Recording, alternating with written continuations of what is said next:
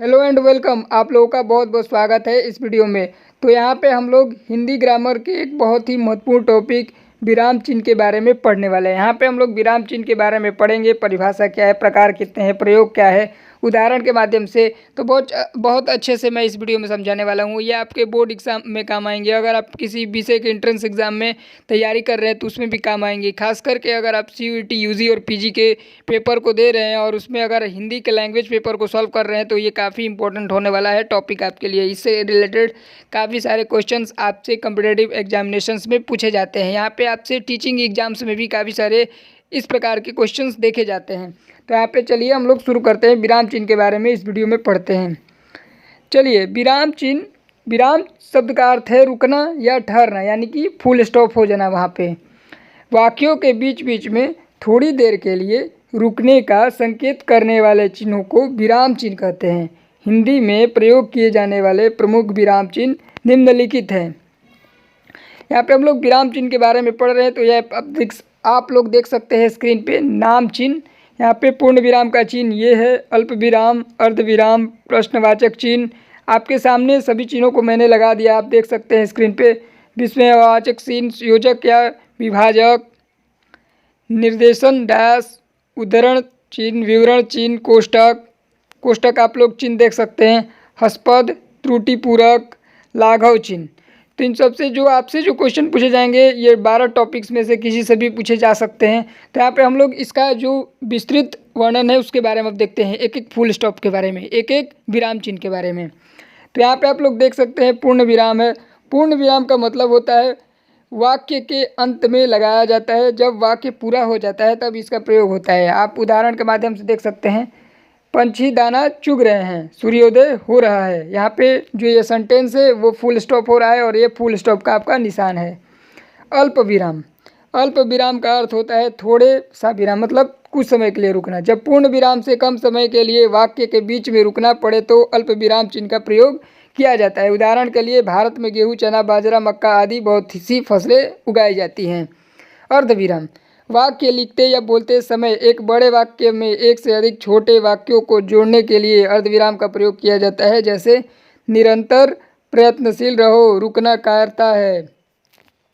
अब प्रश्नवाचक चिन्ह जिसका प्रयोग बहुत ज़्यादा होता है, इससे रिलेटेड काफ़ी सारे क्वेश्चंस मैंने देखे हैं अलग अलग कॉम्पिटिटिव एग्जाम्स में। तो ये जो चौथा है प्रश्नवाचक चिन्ह, ये काफ़ी इंपॉर्टेंट है। चिन्ह आपके सामने है और आप इसके बारे में बहुत अच्छे से जानते भी होंगे, मुझे अनुमान है।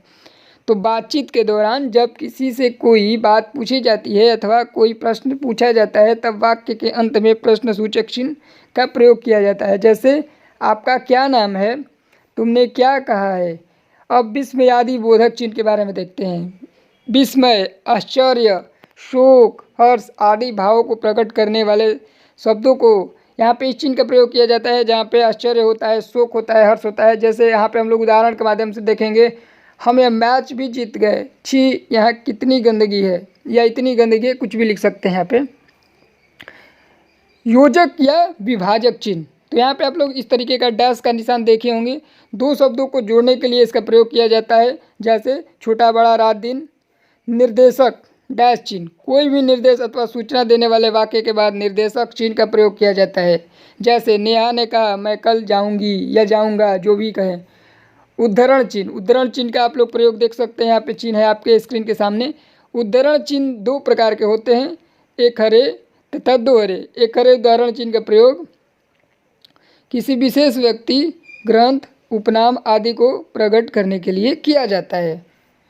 ओके, यहाँ पे अब आगे हम लोग देखते हैं इस चिन्ह के बारे में। थोड़ा छोटा कर देता हूँ इसको। विवरण चिन्ह, इसका प्रयोग निर्देश देने के लिए होता है या किसी विषय का विवरण देने के लिए होता है, यानी कि डिटेल देने के लिए होता है। जैसे कारक के 8 भेद हैं, तो कारक के भेद आप लोग जानते होंगे। ओके, इसके बारे में हम लोग किसी और वीडियो में चर्चा करेंगे कारक के बारे में।